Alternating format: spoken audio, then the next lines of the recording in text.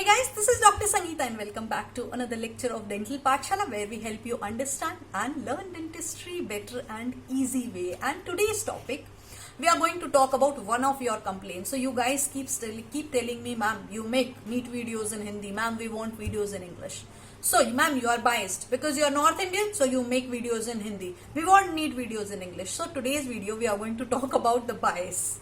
So like you always say that, ma'am, you are biased. So today's video we are going to talk about the bias, but not in the videos, at the community level. So we will be studying the type of bias, we will be studying the selection bias, confounding bias, information bias, interviews bias, so many type of bias. And how do we remove these bias? That is the blinding technique. So I'm blinding my eyes and then I'm making the videos. No, this is not the blinding. Basically, we'll be talking about the blinding techniques and the biases. How do we remove this bias? How do we eliminate these bias in our study? And before that, we'll be studying in detail about the type of biases. So guys, without further ado, let's get started.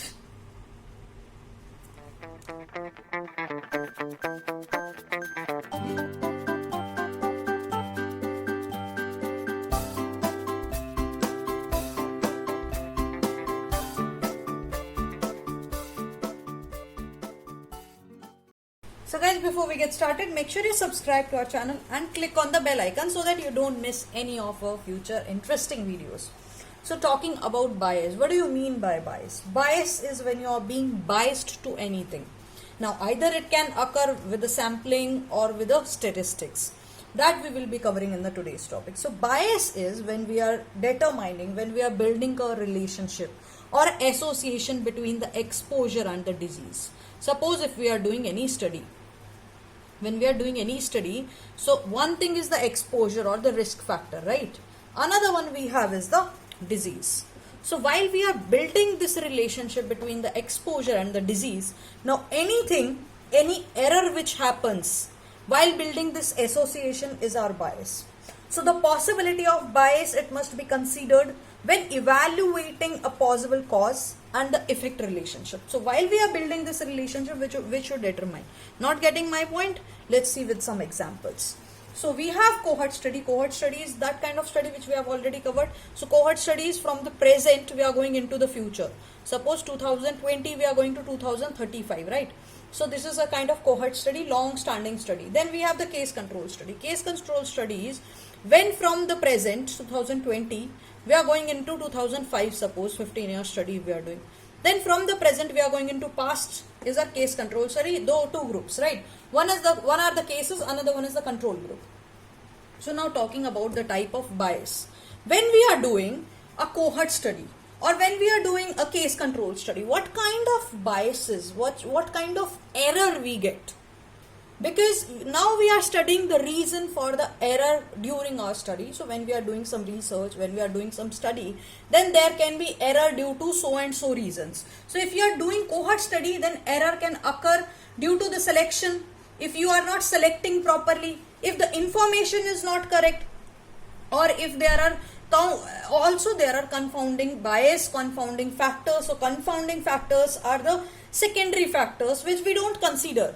That we will also discuss, and the post hoc bias also that we will cover. So and case control study, we have the selection bias, information bias, and the confounding factors. So if you can see, basically once we divide the type of bias, so the most common type of bias is the selection bias, information bias, and the confounding bias. Then other type of bias also we are going to cover, the Hawthorne bias and the Pygmalion bias. Then coming to the type of biases. Let's just start with the bias and you will slowly eventually understand what is this bias and why this bias has fallen into this kind of category. So talking about the selection bias. Selection bias is a kind of bias that occurred while you are selecting the population. Suppose if I am doing a study on a dental college, right?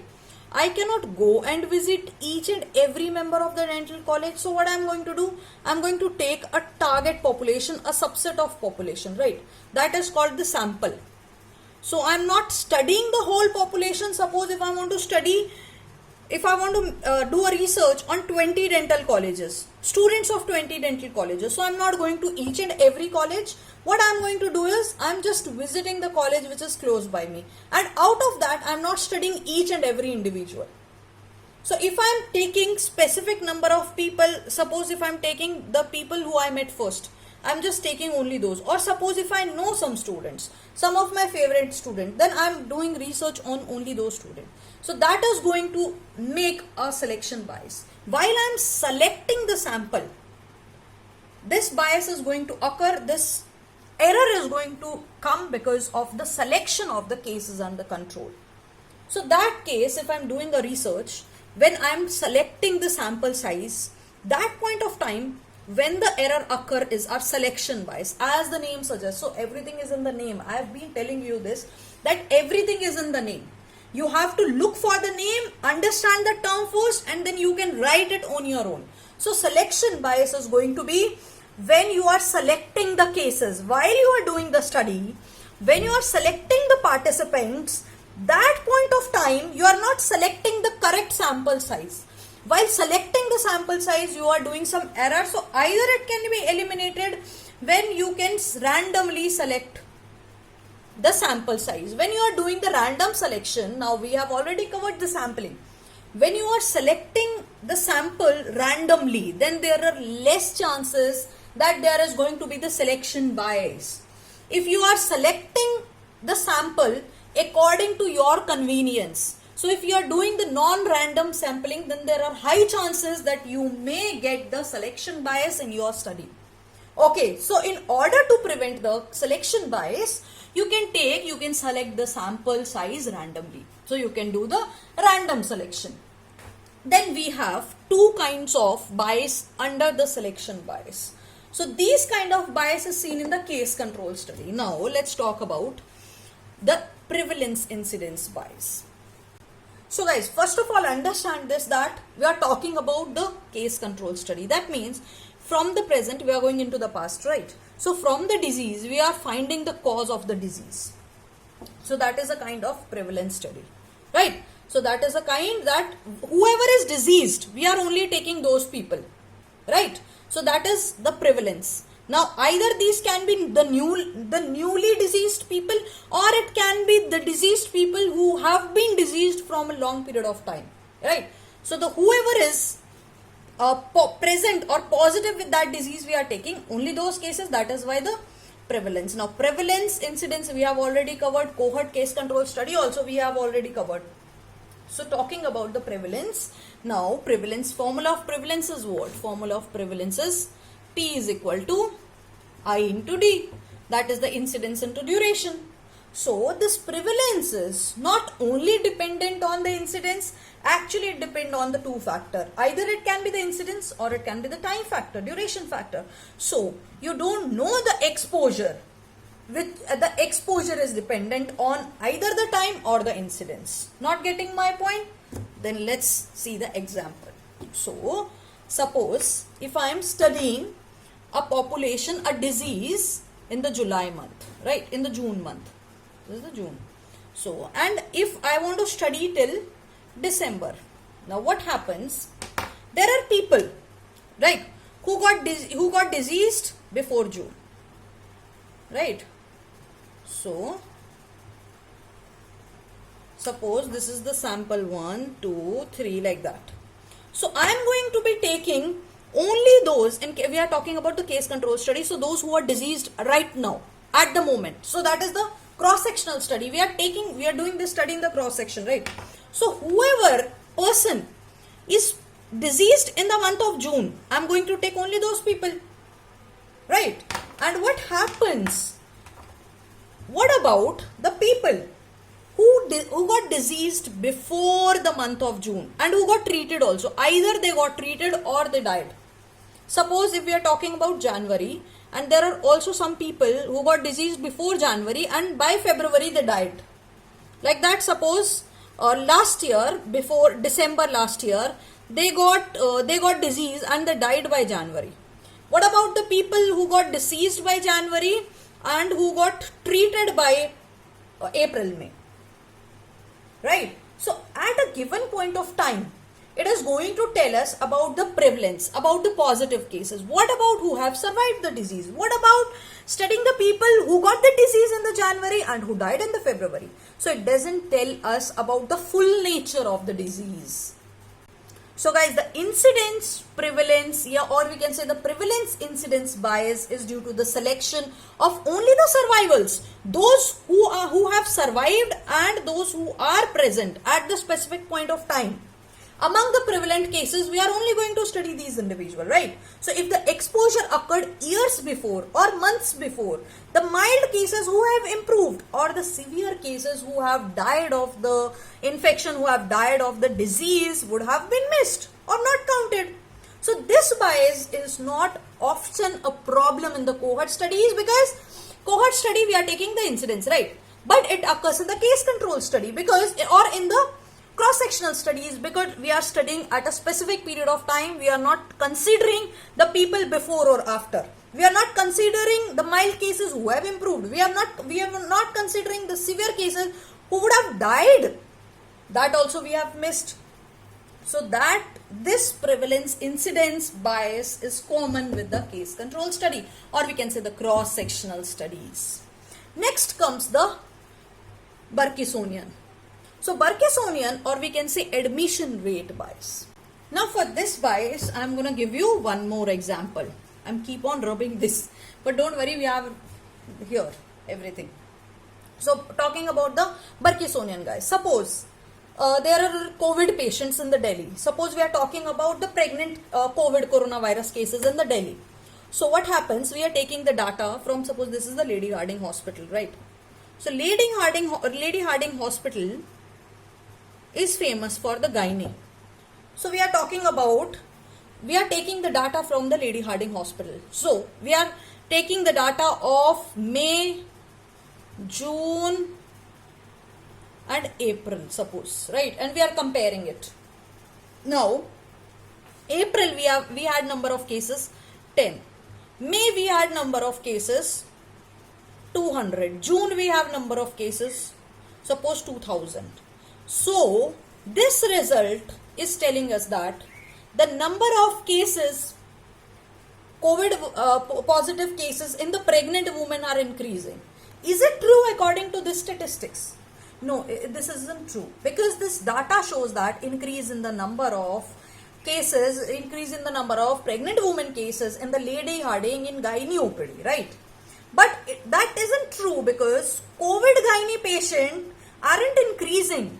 But all the hospitals in the Delhi, they are referring the positive corona pregnant cases to the Lady Harding, because this is famous for the gynae.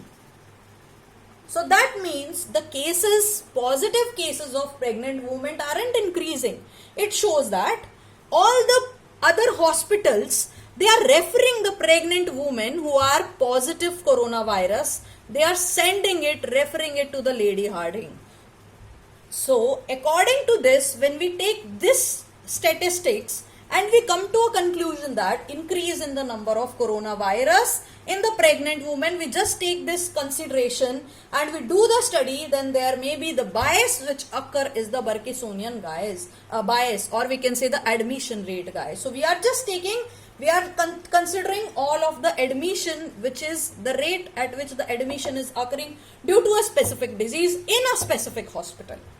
So that is the berksonian, guys.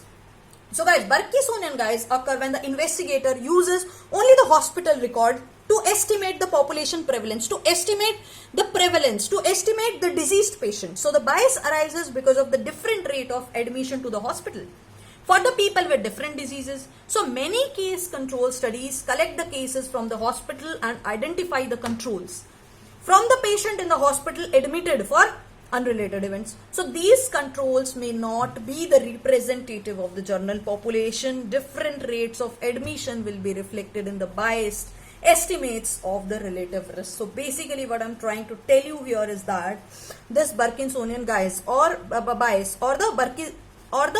Berkson bias will occur due to the investigator.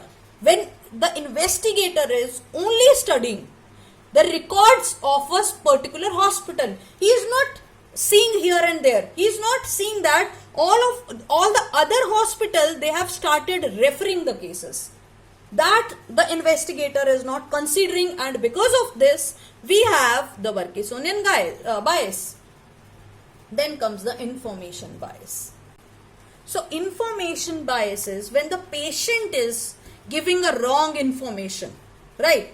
When the patient is giving the wrong information, then also there may be a bias, then also there may be a wrong in our study, there may be also error in the study, I must say. So the information bias, first one we have is the memory or the recall bias. What do you mean by this? Now when we are asking some questions from the patient, either see when we are taking the interview of the patient, and when we are being biased at the interview, suppose my favorite student, I'm asking simple questions, so I'm giving them good marks, and the students whom I don't like, who are not regular, I'm not giving good marks. So that can be a kind of interview bias, right? So I cannot tell that I cannot tell the score of the class, the 70% class is good, 70% class studies, because I am being biased. I am not giving the marks properly because I am not taking the interview. At the time of interview I am being biased. So this one is the interview bias. Then comes the memory or the recall bias. What happens when in the memory and the recall bias? So memory and the recall bias is a kind of bias in which the participant, the sample, is not able to recall the things properly.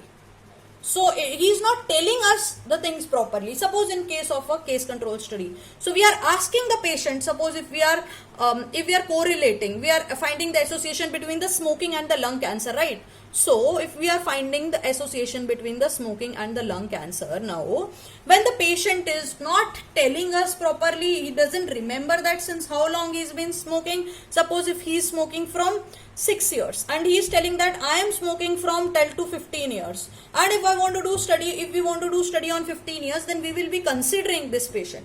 So if the patient is telling us wrong information because the patient itself doesn't remember anything, so that is a memory or the recall bias. The patient cannot recall the exact events happened or exact factors which are involved. So based on that, when we are selecting the cases and the control, when the patient is giving us the wrong information, then our cases and the control selection can also be wrong. So that is because of the wrong information, this is the information bias, right?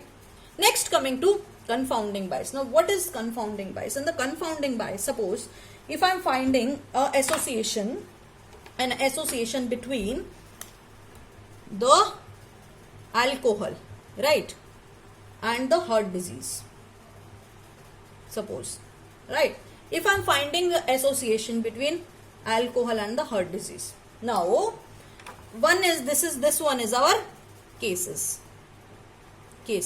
Then another one are the control patient are the people who doesn't drink, and we have come to the conclusion that those who drink alcohol have high risk of developing the heart disease. Okay, but we are not considering the smoking factor, guys. When we are not considering the smoking factor, now also see, there can also be a relationship that alcohol plus smoking is causing lung cancer. There may be causing the heart disease. So there may be a kind of association between the alcohol and the smoking that I am not considering. So all the secondary factors sometimes which may lead to some disease, that when that are not being considered is known as the confounding bias. These are the confounding factors, the factors which are actually not associated with the disease, but there may be some association present between the disease and the factor and the confounding factor, right? So these are a kind of secondary factors, we can say, that are exactly not causing the disease, but they may be involved in the risk factor of the disease. So that will be our confounding bias. Next comes the post hoc bias. What do you mean by post hoc bias? Now post hoc bias you can correlate with the Indian population. How? See, suppose when somebody is get ill in your family and they are going to some Baba, they are going to some faith healer instead of going to the doctor. See, once they went to the doctor, then the disease didn't get treated, the symptom didn't subside. Then they went, now after taking medicine for 5 days, suppose, and then they went to some Baba, right? When they went to some Baba, after 2 days, they got some relief in the symptoms. So they are thinking that this Baba is very powerful. So they have got some superstition. They believe when they believe in the faith healer because of the result. They didn't wait for the doctor's medicine result, because immediately they got relief from the Baba's medicine. So that is why they believe that. So because of the superstition, because of the coincidence that they got relieved. So because of this, they come to a conclusion. So because of any coincidence, because of any superstition, when we come to a conclusion in the hypothesis that this is the reason that is happening.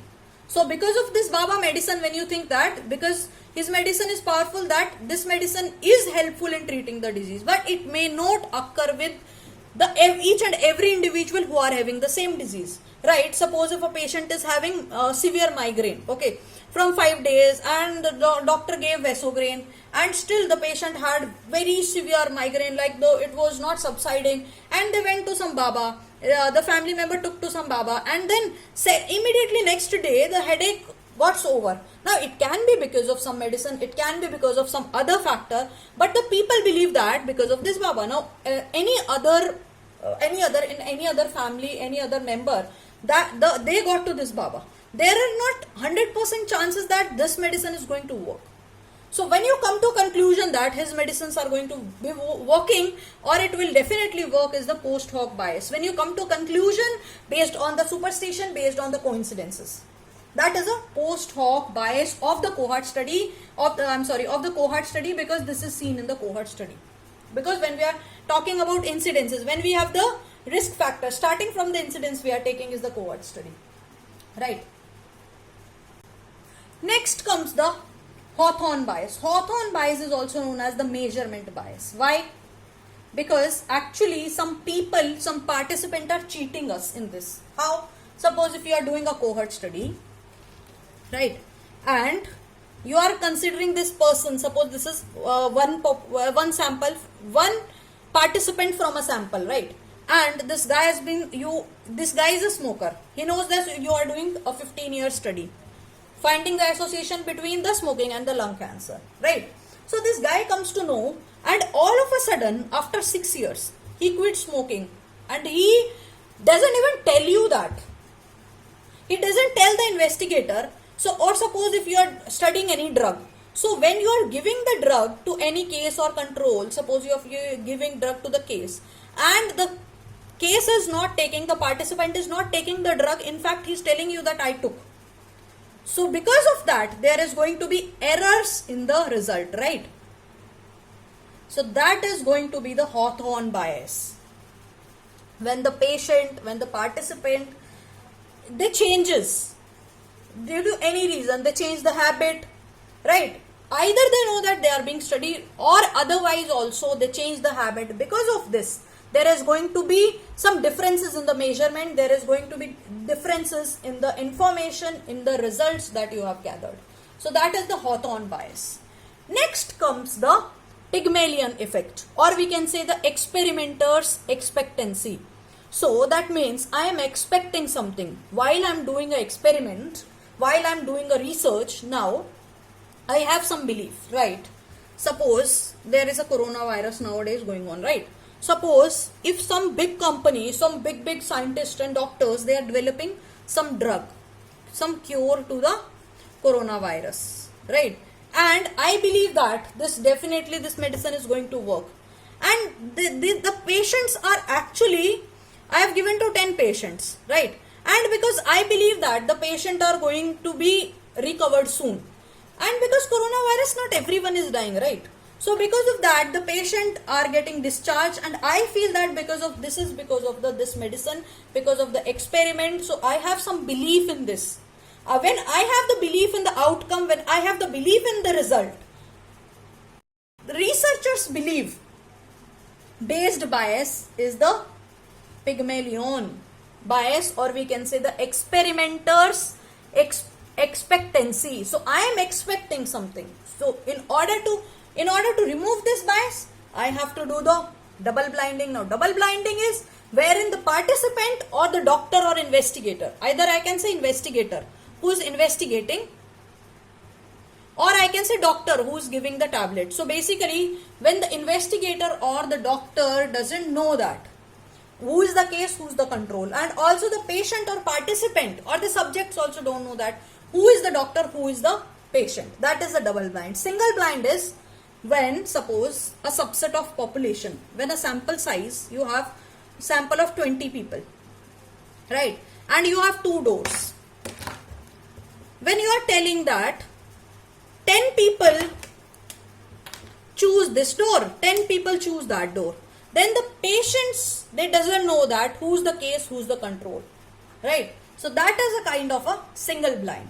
Triple blinding is when the doctor also who is giving tablets to these people don't know that which one is placebo, which one is the preventive or the curative medicine or the drug. When the doctor or the investigator who is investigating, he don't know that which one are the cases, which one are the control. He is just observing all the measurements, he is just observing all of the records, then that is a kind of double blind. When the statistician, when the person who's analyzing also don't know, is known as the triple blind. So triple blind is when the participant, the person or the sample doesn't know, when the investigator or doctor doesn't know, also when the person who's analyzing the study don't know that whose case, whose control, that is a triple blind. So guys, I hope that, and when double blinding is basically double blinding technique usually is a treatment, we can say, or a cure to most of these bias. So we do the double blinding technique mostly, frequently, in order to deal with all of these bias, right? So guys, I hope that you guys are clear with the bias, type of bias. Now bias is almost a frequently asked question, and sometimes there may be blinding also, which is frequently asked, and blinding we have already covered in some other video as well. So guys, I hope that you guys are clear with the bias. Now this time I am not being biased because I am conducting poll for each and everything, either in Hindi, some people are saying ma'am in English, some people are saying student ma'am Hindi, whom should I listen to? So I am conducting a poll in order to overcome the bias. So guys, this is about the bias, and I hope that you guys are clear. And if you like the video, enjoy the video, give it a thumbs up, and you can also comment in the comment section below. And in the description box below, now you have a chance to support me on Paytm and PayPal to make free videos for you guys, and to make free notes which will be available soon on the website, which is given in the description box below again. So till then guys, take care, keep reading, keep studying, stay safe, and I will see you soon in the next video.